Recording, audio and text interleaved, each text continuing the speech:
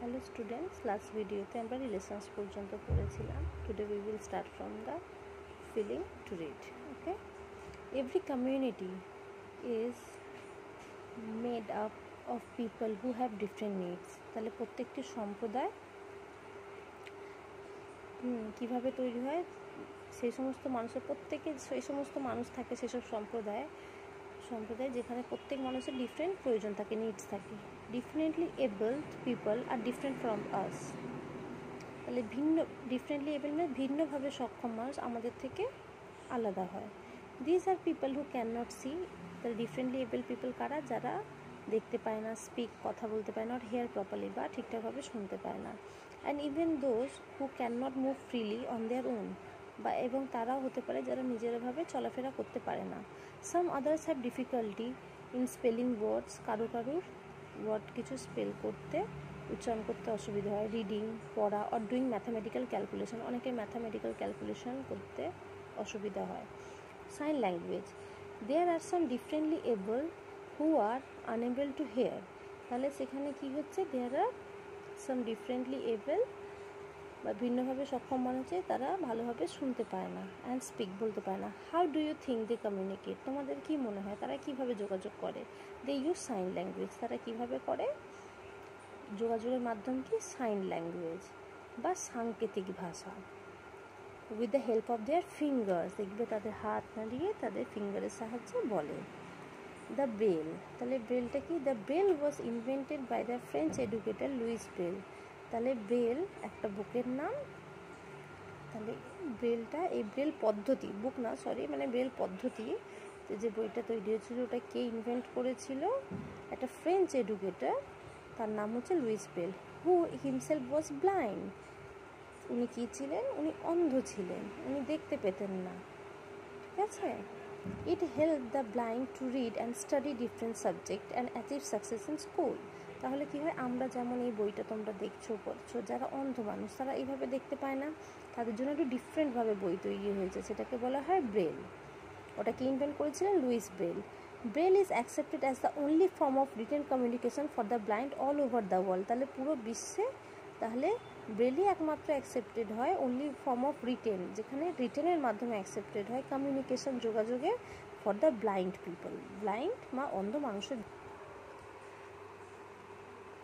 Braille is a writing system that helps people read by feeling with their hands. তাহলে ব্রেলটা কীভাবে পদ্ধতিতে তৈরি হয়েছে, কোন সিস্টেমে?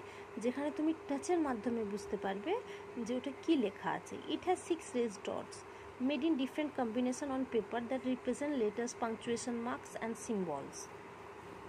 তাহলে কি ওখানে কি আছে? 6টা রেস ডটস আছে. উইথ ডিফারেন্ট কম্বিনেশন, বিভিন্ন ধরনের কম্বিনেশন আছে পেপারের ওপর. কী কী ওই ডটসের মাধ্যমে কী কী থাকে?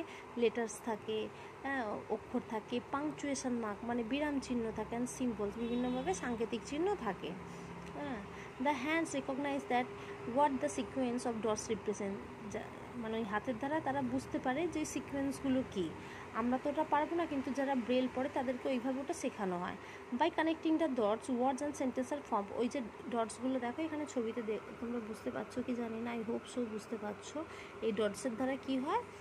ওরা হাত দিয়ে বুঝতে পারে যে কী লেখা আছে, তারা ওয়ার্ড সেন্টেন্স ফর্ম করতে পারে. Braille is raised by moving the hands from left to right along each line, usually by using the first finger of both hand. তাহলে আমাদের দুটো হাতেরই কি ফার্স্ট ফিঙ্গার, প্রথম আঙুলটা দিয়ে তারা লেফট থেকে রাইট দিয়ে পড়ে তারা বুঝতে পারে যে কি ওটা তৈরি করা হচ্ছে. তার জন্য তাদেরকে বিশেষভাবে ট্রেন করা হয়, অন্ধদের জন্য আলাদা স্কুল আছে.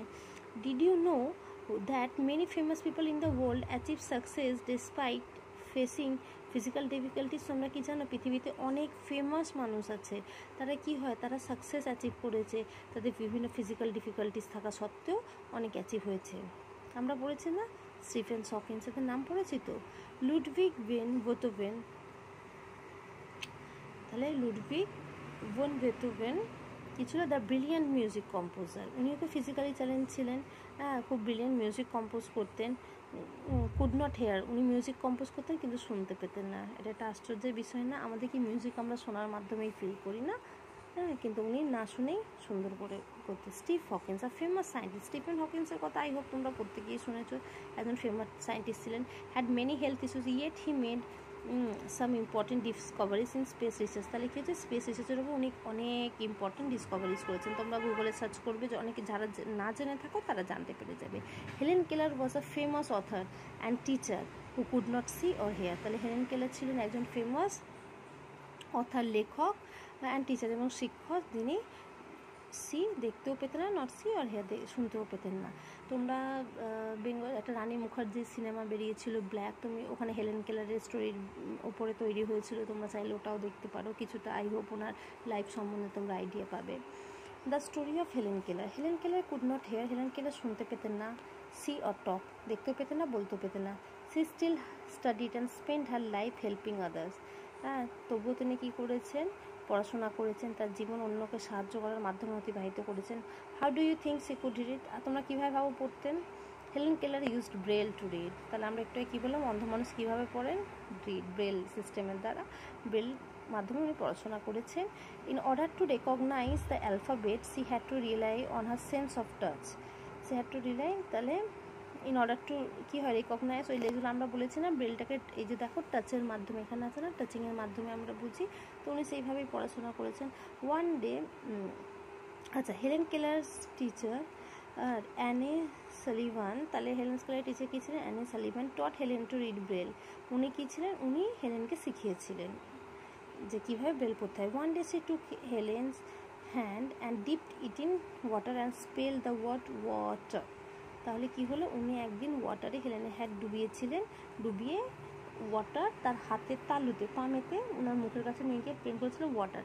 দেখো, যারা ডিফারেন্টলি এবেলড হয় না, আমাদের যেরকম সিক্স সেন্স, ওনাদের তো একটা সেন্স কোথাও না কোথাও কাম করতে, ওনাদের অন্য সেন্সগুলো খুব অ্যাক্টিভ হয়ে যায়। তো উনি তো ওয়াটার শিখেছিলেন। From then on Helen learn to read and write. তখন থেকে হেলেন লেখার পড়া শুনলেন। Annie also taught her to speak. ওনাকে বলাও শিখিয়েছিলেন। Helen had lost the ability to speak because she had not heard sound for a long time. খুব স্বাভাবিক যে অনেকদিন শোনে না, তার বলার ক্ষমতাটাও চলে যায়, তো অনেকদিন শেখেনি, সেখানে ওনার টিচার ওনাকে হেল্প করেছিলেন আবার বলতে। Helen for a long time she touched her teacher's face and mouth when her teacher spoke, and then she would touch her own face and mouth to say the same word. প্রথমে কী করতেন, উনি ওনার হাতটা নিয়ে ওনার টিচারের ফেসে দিতেন, দিয়ে ওনার মাউথের কাছে দিয়ে উনি ফিল করতেন যে ওনার টিচার কী বলছেন। সিমিলারলি ফের বলার পরে যখন ওর টিচার বলতেন, ফের নিজের ওই হাতটা নিয়ে নিজের মাউথের কাছে এনে সেমভাবে উনি কথা বলার চেষ্টা করতেন। ইট ওয়াজ আ স্লো অ্যান্ড ডিফিকাল্ট প্রসেস। এটা খুব স্লো, ডিফিকাল্ট ছিল, বাট ইম্পসিবল ছিল না। Nothing is impossible, even impossible says I am possible, right?